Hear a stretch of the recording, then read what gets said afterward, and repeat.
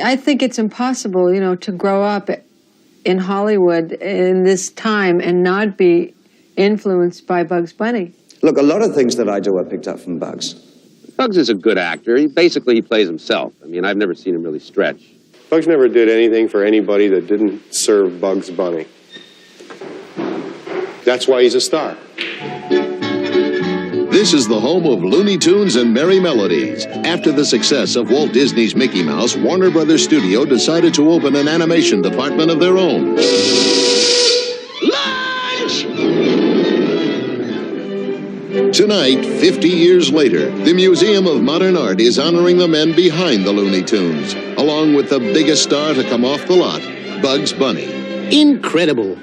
It's hard to believe that all this hullabaloo is in honor of little old me. There's one of my great directors, Friz Freleng. About time he got a chance to slop up some of the glory. Friz directed old Sylvester the Cat, Porky Pig, Yosemite Sam, and many other distinguished colleagues of mine. And get a load of that. There's old Chuck Jones. He directed Wile E. Coyote, The Roadrunner, Pepe Le Pew, and a whole score of others. Poor guy, he's reduced to drawing all over the walls. Not a bad likeness, though. Oh, no, you don't. I'm the masterpiece on this plate. Not bad. But is it odd?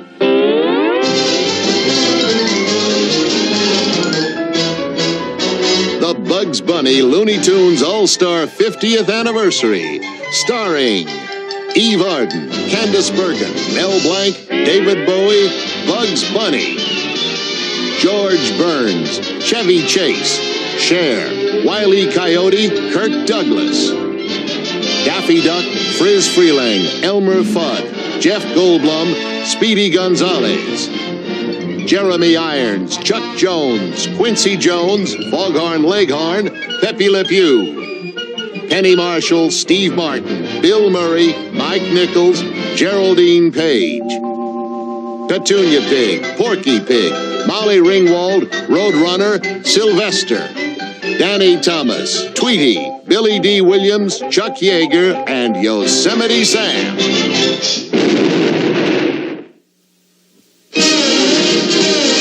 Try not to trip me up with those big feet, please. I'll try, Daffy. We're on!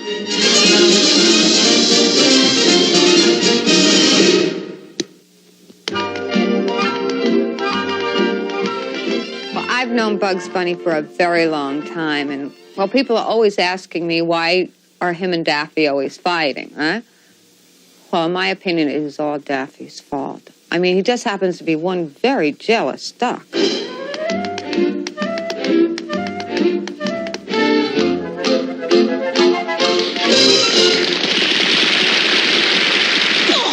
Listen to that! They love me!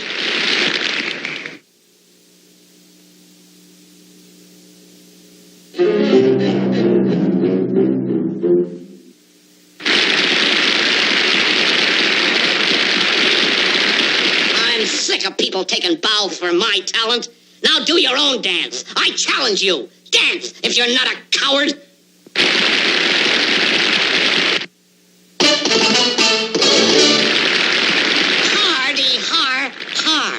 If they like that mess, they're starving for some real hoofing. I'll kill them. Music, maestro, please. E flat from the top.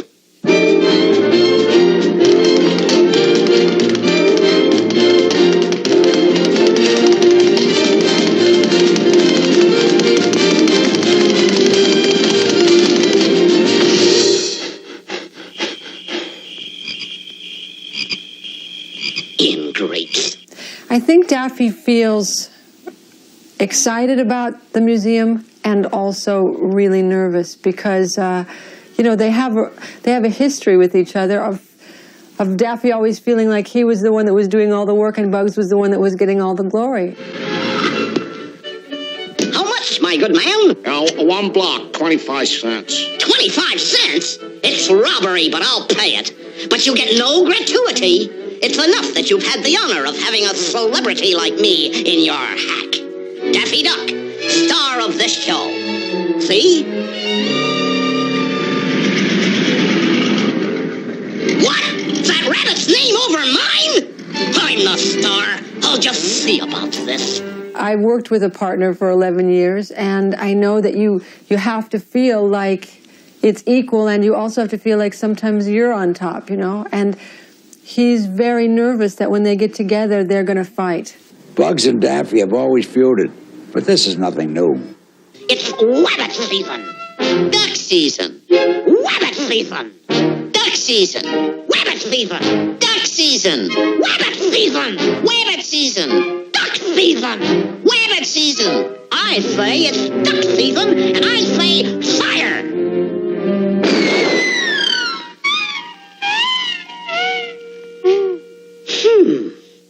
If you want to compare the characters that we worked on, I think all of us would say, that nobody could be Bugs Bunny. Bugs Bunny is something. It's an aspiration. It's what you'd like to be like.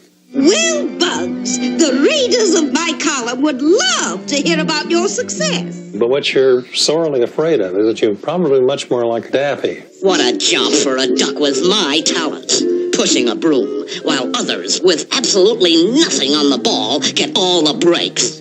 Daffy he expresses all the things that we're afraid to express, you know. He and Bugs find themselves in Alibaba's cave, and there's enough riches there for everybody forever and ever. All the ducks in the world could be socially well off, but Daffy wants it all. It's mine, you understand? Mine, all mine. Get back in there. Down, down, down. Go, go, go. Mine, mine, mine.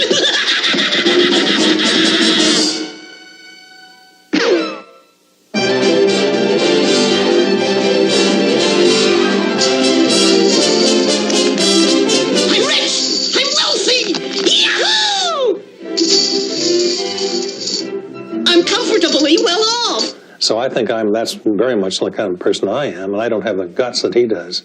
You know, duck guts are different than human guts. I don't much enjoy watching Bugs and Daffy fight. I suppose it's helped their careers, but it makes it very difficult to go out with them together. I've tried many times, but it always ends up with Daffy causing a scene. Well, there is one thing they do agree about, I suppose, and that's that Elmer Fudd is a complete idiot.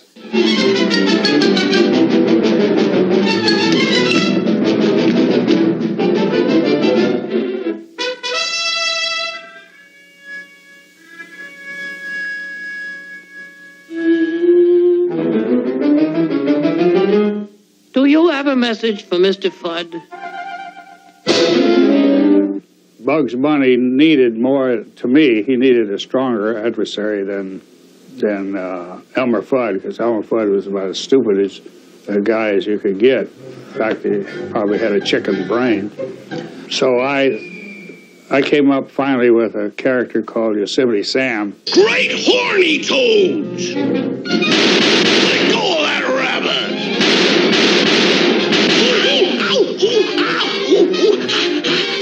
Playing possum for 20 years! That'll learn you! Thanks a lot, Doc. Okay, Rabbit. Now haul your carcass off in my premises! Yosemite Sam. We used to be friends. Used to come by and play cards. But really, you can't go out with Yosemite much. He's always got those guns. He twirls them, he shoots them. He's very loud. He'd come on the set, you know, and firing his pistols all over the place. He's a real six-shooter guy, you know, and scaring everybody off. Hardly any director wanted to work with him, except Fritz Freeling. Frizz was just as tough as Yosemite. Yosemite would put the shotgun in Frizz's face, and Frizz would say, "You don't have the guts to blow my brains out, and if you do, I'll come back from the dead and kill you." That was one thing people didn't know about Yosemite. He was afraid of the supernatural. And Yosemite would come on the set, start giving Frizz a little trouble, and Frizz would reach in for a little voodoo thing and just wave it in front of him. Sam was like a lamb, easy to work with. All right now, you wise guy. Dance!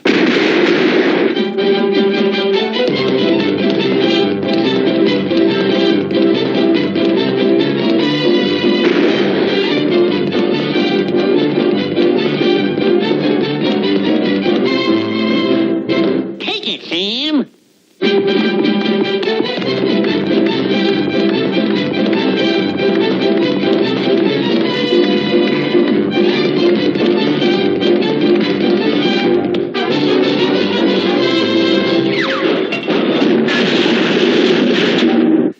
Yosemite Sam was right at home at Warner's because they were making the best cowboy pictures around. In fact, when I did my first Western, I went to Bugs and Daffy for advice. Let justice be done. Tear up that mortgage. Unhand that rancher's daughter. Cease that...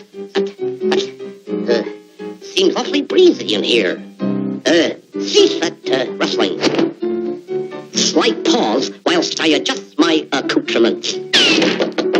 Rip along Daffy's my name. Anybody care to shoot it out? Man to man? Under western skies? West of the Pecos? Tumbleweeds at 10 paces? 10,000 head the cattle? Come off the pass? Prairies? Lariats? Anyone for tennis? Well, you know, Bugs did a Western, so then, of course, Daffy had to do a Western. But I'm telling you, Daffy with his monologues and his method acting, Bugs had these sight gags that were just great. You know, Bugs and I are always disagreeing about what's funny. To me, the funniest jokes are based on things that happen in real life. You know, arriving late for an appointment, or forgetting your wife's anniversary, or finding a stain on your shirt that you just can't remove. Things like that.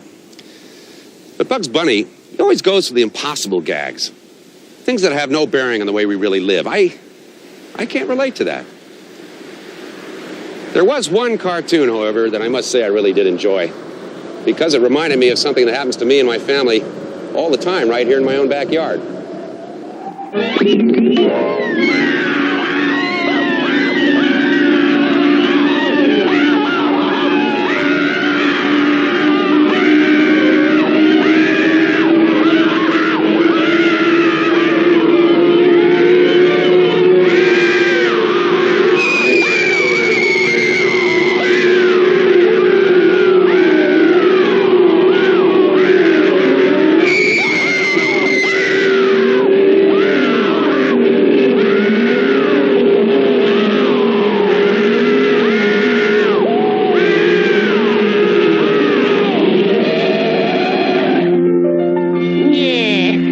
Didn't we? We will now open our exercises with a recitation by our little friend, Porky Pig. Porky Pig was a little animal character. He didn't look like he does today because he was very, very fat little character. And I wanted him to stutter because I just wanted him to sound different than all the other characters with just falsetto voices. Listen, my children, and you shall hear. Well, you know, like a lot of great stars as they get older. They were the stars for the long time. They had the leads and all that. Well, the same thing happened with Porky. All of a sudden, he's kind of like a sidekick to the lead. Porky doesn't get many jobs now. No. Well, to tell you the truth, Porky's finished. I mean, he's out, he's washed up. I mean, who's going to tell you different? Oh, what, Jeff Goldblum? Yeah. Well, I don't know what anybody's been telling you. I don't know what they've been saying. Porky is not washed up, if that's what they've been saying. He's, as a matter of fact, for your information, the greatest and the most versatile actor ever to work in the business. You're tick-tick-tick, it's tick-tick. Coming to Corn. You're Henrietta. Come on, Priscilla, Violet, Patricia. Coming to... all come and get it. People loved Porky movies so much that even bit players in his movies became famous. You know, the studio, because of that, used to use Porky movies to push new talent. They even gave him this girlfriend, Petunia. You know, remember Petunia? Ladies and gentlemen, introducing Leon Schlesinger's new Looney Tune star, Petunia Pig. My public, I hope you pictured my liking. I hope you liked my picking. I hope you like my picture, and I hope you liked me in my picture. You know. Oh, yes, I remember Petunia. Such a nice girl. She tried so hard. I don't think she could handle the pressure. I'm unaccustomed. Shh, Petunia. Don't get excited. Don't get excited. Excited! What's excited? That's not excited! No, Petunia's nothing like the girls that Porky really goes out with. I know the studio cooked up for publicity purposes, the whole thing about Petunia and Porky seeing each other off the set and socially, but I never believed it, and it's, I'm sure, not true. Porky Pig could have any dame he wanted in Hollywood on you know, with a phone call. He goes out with this girl, and it's like she's a pig. I don't want to date a pig. You know, it's one of those things you always want what you know, sort of rejecting his past and wanting more. But they pushed and pushed and pushed Petunia. They spent a fortune trying to make Petunia a star. But the public just wasn't buying it. Petunia, whatever it is, Petunia did not have it. But on the other hand, if you have somebody like Daffy Duck who just comes in for half a second and says, you know, and walks off with it and then gets starred and everything afterwards, that's sort of the roulette wheel of this kind of business.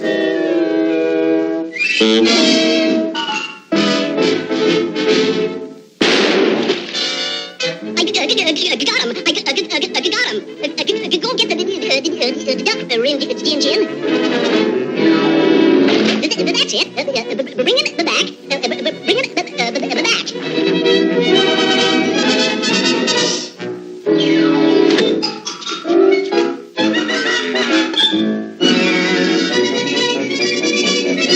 Hey, that wasn't in the script. Don't let it worry you, Skipper. I'm just a crazy darn fool duck.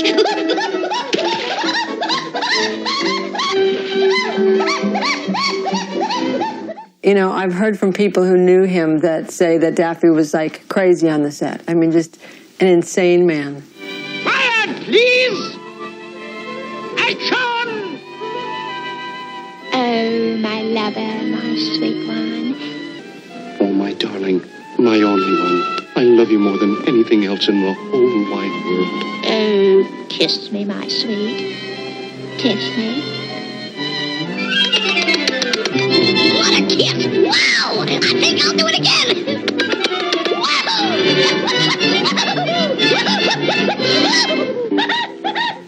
Hold your seats, folks.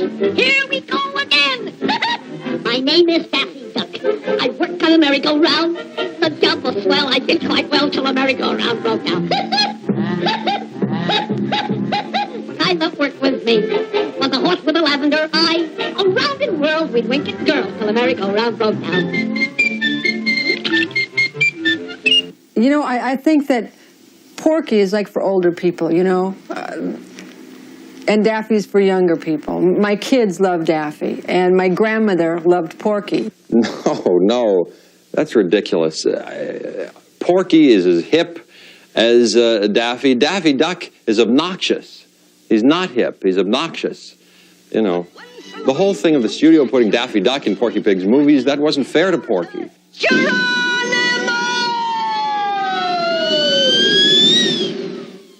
You think Porky liked swinging on that rope? No? Porky felt very neglected. Everybody loved Daffy so, but he decided the best thing to do was to leave the studio.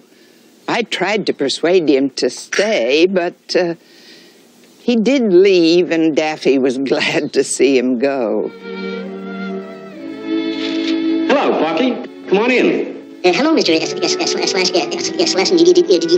Hello, Leon. Well, Porky, what's on your mind? What can I do for you? You see, I've been in cartoons a long time, and I was thinking that I thought if I had a chance to act in the features, what's Errol Flynn got that I haven't? You mean to say you want to get out of your cartoon contract? Yeah, that's right. Well, if that's the way you feel about it, it's all right with me. You sure you know what you're doing? Yes. Well, if you say so, I'll tear up your contract, if that's what you want. Yes. Well, if that's the way you feel about it, it's all right with me. Okay, Porky. Don't forget me when you're a star. He'll be back.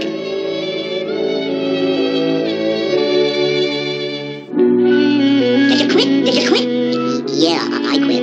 That's swell. Now you go out to the studio and you tell them I sent you. Remember, don't take less than $6 grand a week. Boy, now is my chance. Leon, you ought to be glad to get rid of Porky. How about me taking his place? Why, I'm a better actor than he ever was. Watch this. It's one of the few times that Daffy felt really, had a bad conscience about what he had done. And Porky went through a lot of changes, I mean, I've heard that he went through serious changes and, didn't know who he was and went through a real personality crisis. Porky had a lot of time on his hands after he quit the studio. He used to hang around Edgar Bergen's house. It was actually pretty funny. He would talk to Charlie McCarthy as if the dummy were a real person. Porky was like an uncle to me. It was pretty obvious that he just wasn't happy after he left Warner's. He really let himself go, and he put on a lot of weight. We were all very worried about him. I guess I was too young to realize it at the time, but looking back on it now, I guess that Uncle Porky was having a nervous breakdown.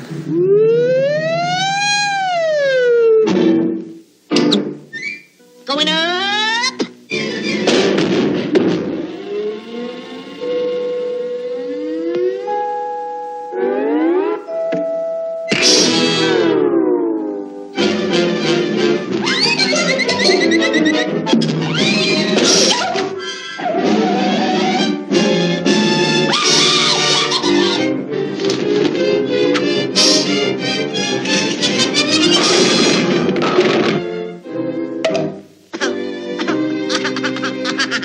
This was a very rough time for Porky.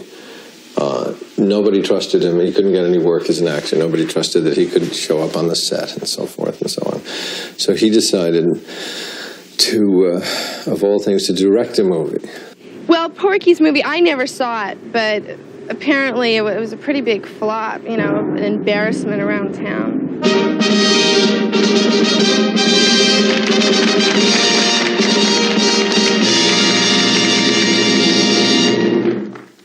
Hi, gang. And now if you'll all be quiet, we'll start the show.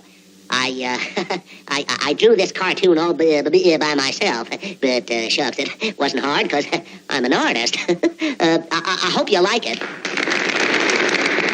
Yeah, thank you.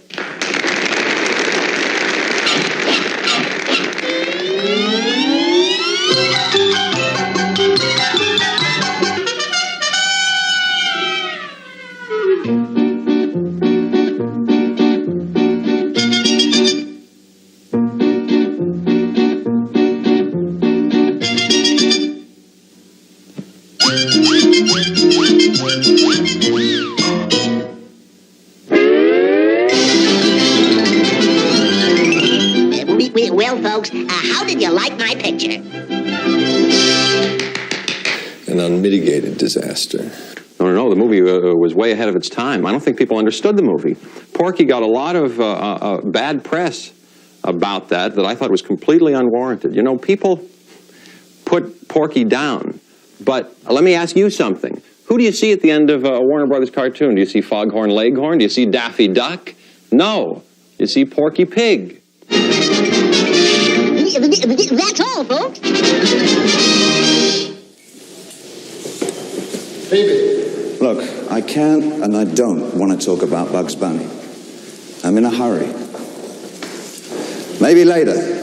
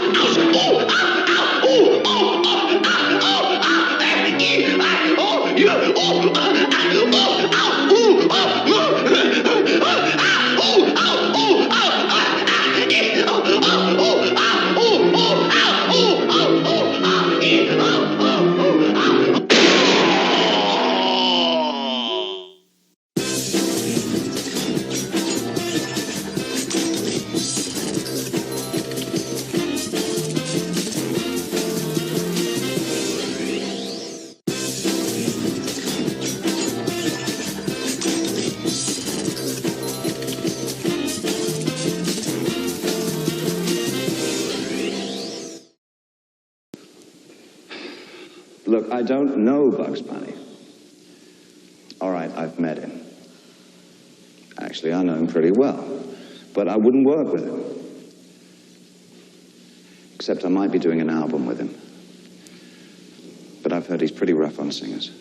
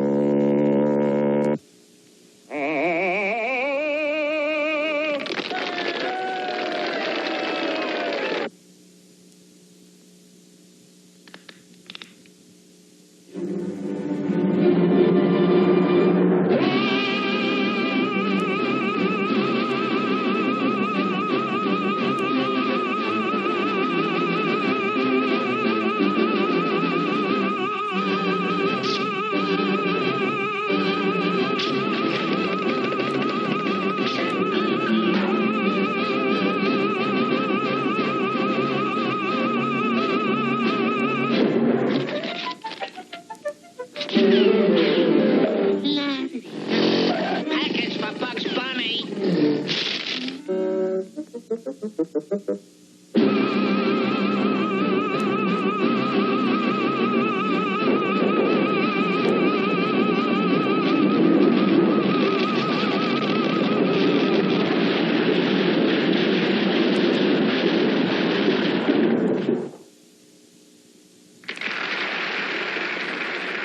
The first Bugs Bunny cartoon came along as just a Daffy Duck in a rabbit suit, really. Got a hunting license? At first, Bugs just jumped around and woo-wooed like an insane rabbit. But I haven't got one now.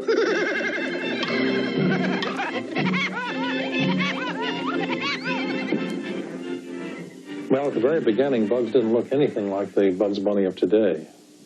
He had one thing in common. He had teeth, and he had ears like a rabbit, but the resemblance really kind of stopped there. Say, you wouldn't consider taking a picture of a rabbit, would you? I know a rabbit who wouldn't mind posing for you. That is, if you are at all interested. Very shortly after that, Tex Avery came up with the wild hare, and the wild hare was the first time that Bugs had come out, looked over Elmer's shoulder, taken a bite out of a carrot, and said, "What's up, Doc?" And that was the beginning of the character.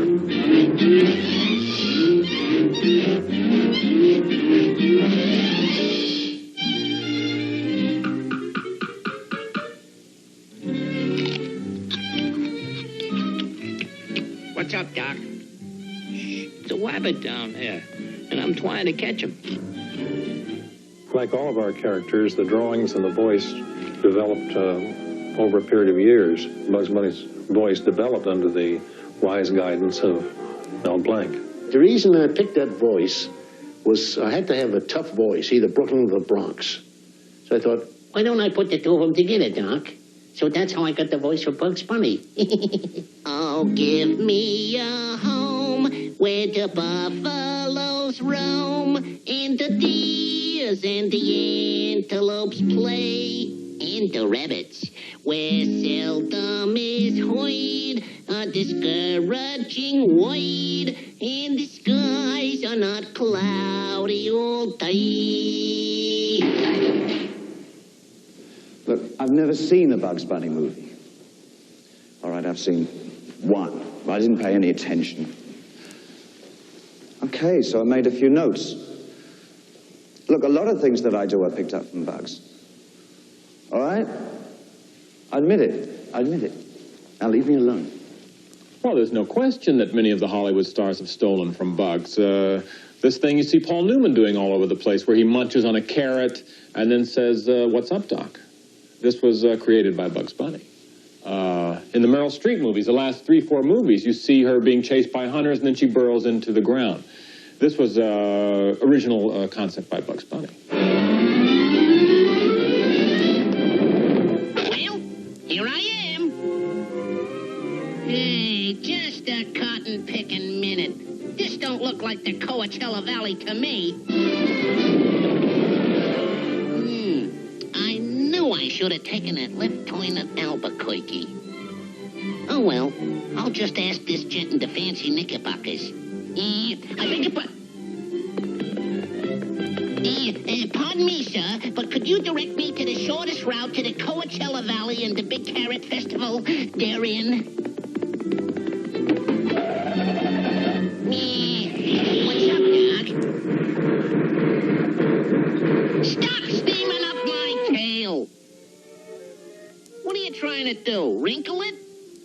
One of the most common questions I ask of a common director is, what does a director do? Does he order the drawings to move around? And in effect, that's exactly what he does do. The line test or pencil test was something that we used to determine whether or not the characters were performing correctly. Even with a talkative character like Bugs Bunny, we wanted to be certain that the action demonstrated what we're talking about. In other words, our characters were actors.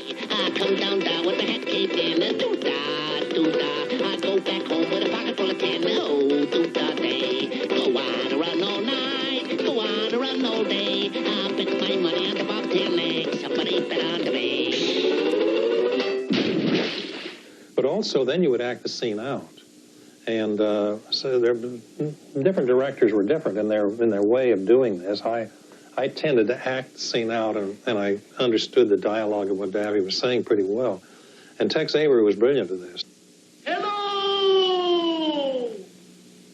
Hello! Hello!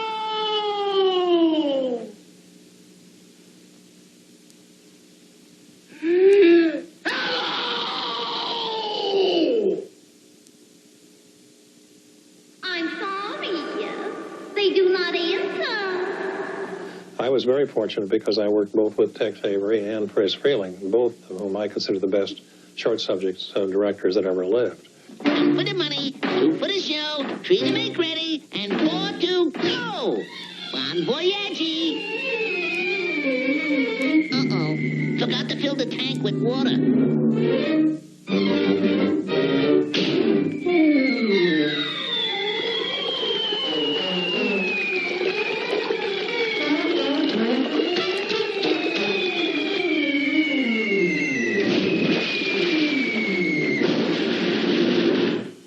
When I became an adult and went into the Air Force and became a combat pilot in World War II, shot down a few airplanes and got shot down, I always thought back how nice it would have been to do all of the things that Bugs Bunny did without getting hurt a little bit. And it amazed me, even during the war, seeing Bugs Bunny selling war bonds to help our war effort. To me, that was very commendable. The tall man with the high hat will be coming down your way. Get your savings out when you hear him shout, any bonds today? Come on and get 'em, folks. Come on, skip right up and get 'em. Any bonds today? Bonds of freedom, that's what I'm selling. Any bonds today? Scrape up the most you can. Here comes the freedom man, asking you to buy your share of freedom today. But Bugs selling war bonds was a joke because Bugs was not interested in fighting, you know what I mean? He was a coward. Gulp. What's up, Doc? That is an interplanetary flying space saucer. We are returning to Mars in it. We? Yes. Isn't it delightful? And suppose I decline to accompany you on your delightful journey, shorty.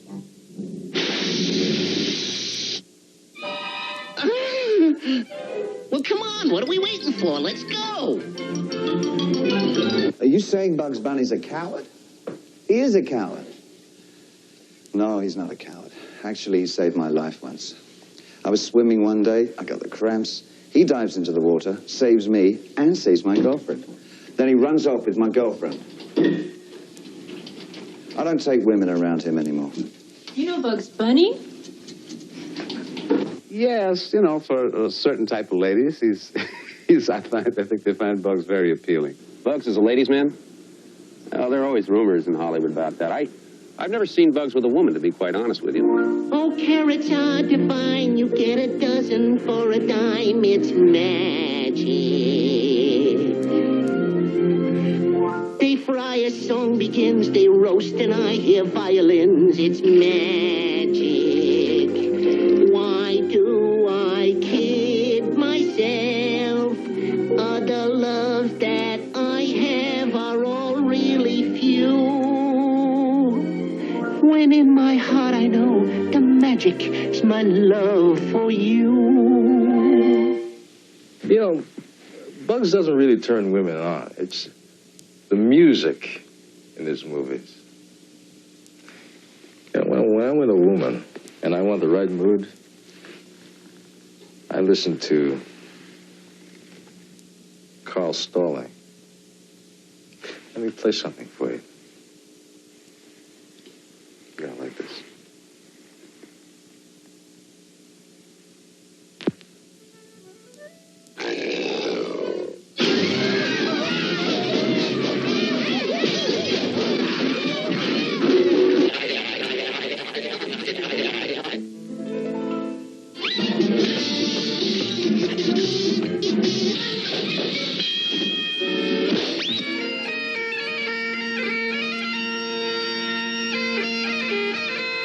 Try and top that!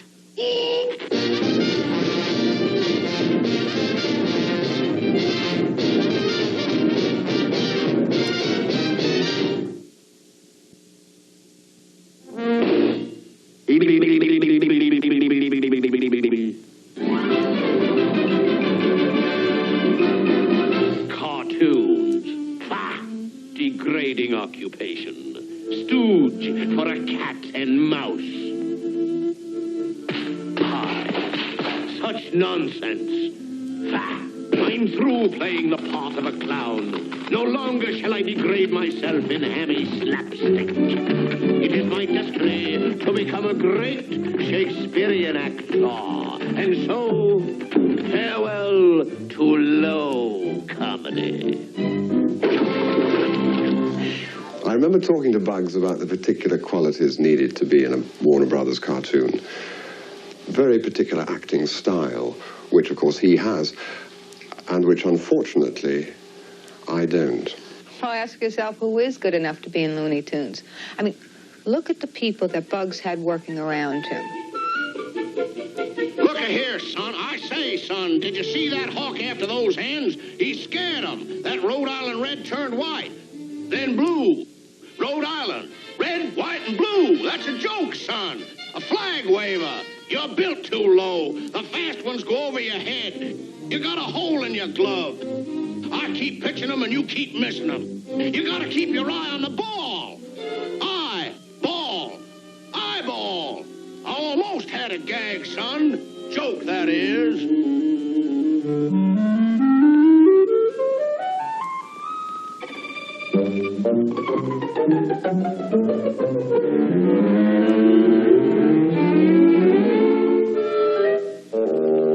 You want to go for a ride, Pootie?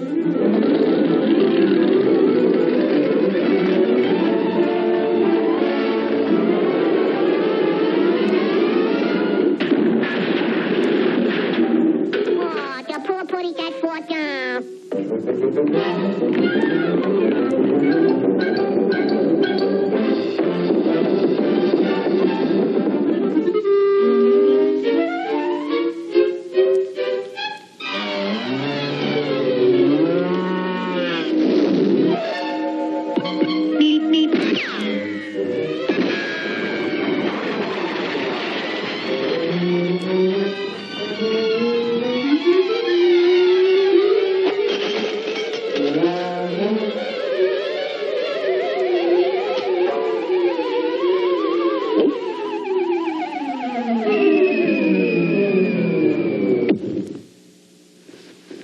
There it is.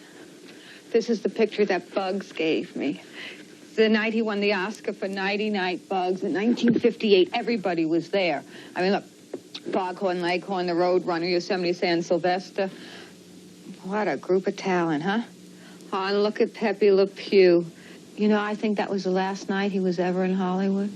It was a sad story.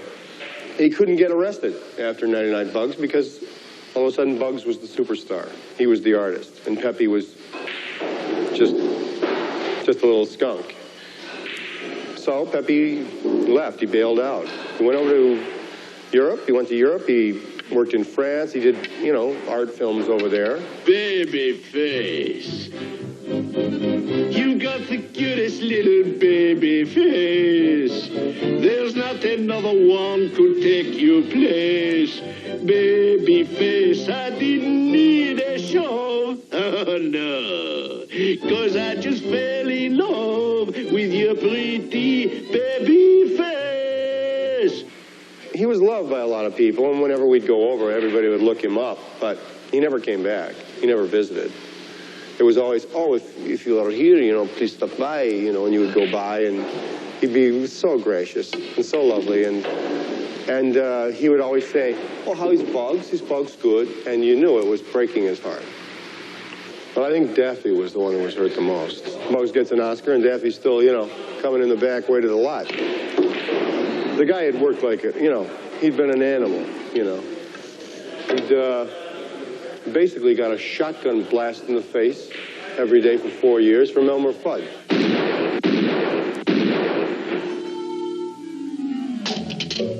Makeup!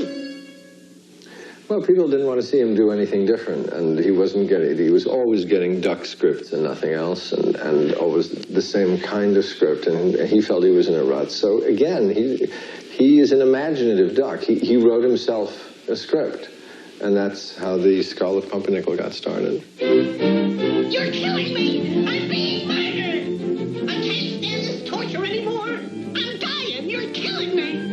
I'm telling you, J.L., you're typecasting me to death.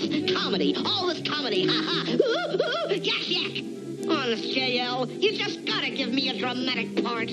Well, I knew you'd see it my way, J.L., and it just so happens that I have with me the very script that we've been looking for. Yes, but Let's see now, where to begin. Oh, yes, page 1. The Scarlet Pumpernickel by Daffy Dumas, Duck. Chapter 1. Once upon a time...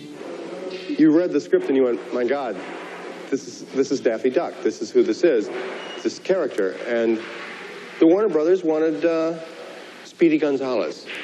No, we'll put a Mexican mouse in this part that's written for an American duck. Speedy worked out very badly, and after 3 days of shooting, they stopped and they went back to Daffy. But Daffy, thank goodness, had his wits about him, and he decided, well, I have an advantage here. They want me now, even though they kicked me out the other day. And so I would like some parts in this for my friends. As a result of that, Sylvester the Cat ended up playing the Grand Duke. First, I am happy, for I am to marry the fair Melissa. Then I am furious, because I despise the Scarlet Pumpernickel. Do you know who else is in the Scarlet Pumpernickel? Porky Pig. I remember that day. Porky hadn't worked in a long time, and he was out mowing the lawn when he got the call. He ran over to our house, and he was so happy. I could tell he'd been crying, and he said, I'm never going to forget. He said, guess what? Daffy wants me in his movie. Oh, God. Milady the fair Melissa is indisposed, my lord? I know, your grace, but she wishes to see no one until after the wedding. Then thy name is woman. The kind of phrase. The wedding must take place tonight, my lord. The Scarlet Pumpernickel is about, masquerading as a gentleman. And who might you be, Hera? Mayhap perchance, foppish that I am, I might be the Scarlet Pumpernickel? You? The Scarlet Pumpernickel? That's silly. That's ridiculous. I shall have Melissa make ready, my lord. The wedding will take place right away. This looks like a job for the Scarlet Pumpernickel.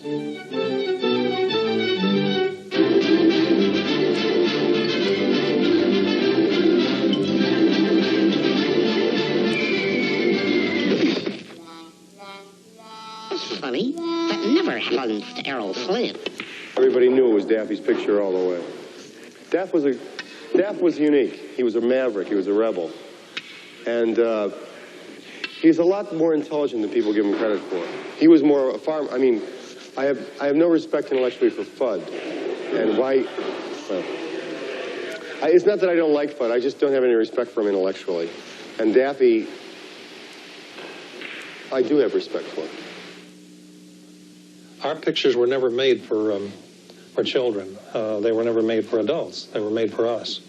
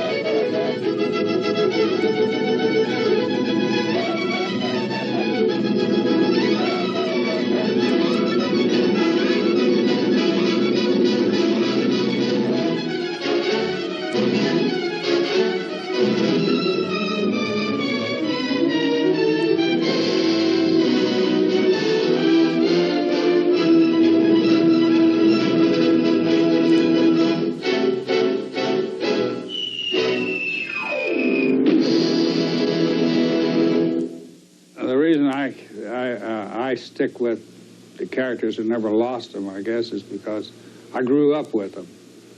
It's like your own child. You created that child, and you grow up with that child, or the child grows up with you, and you can never lose that love for that child.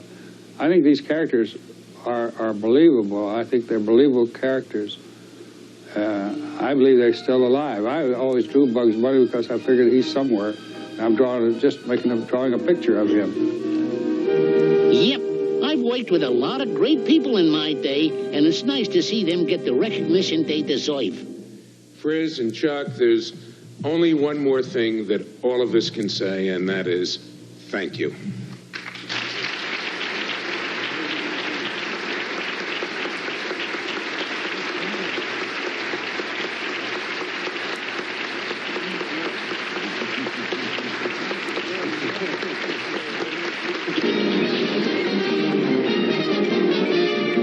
And that's the end.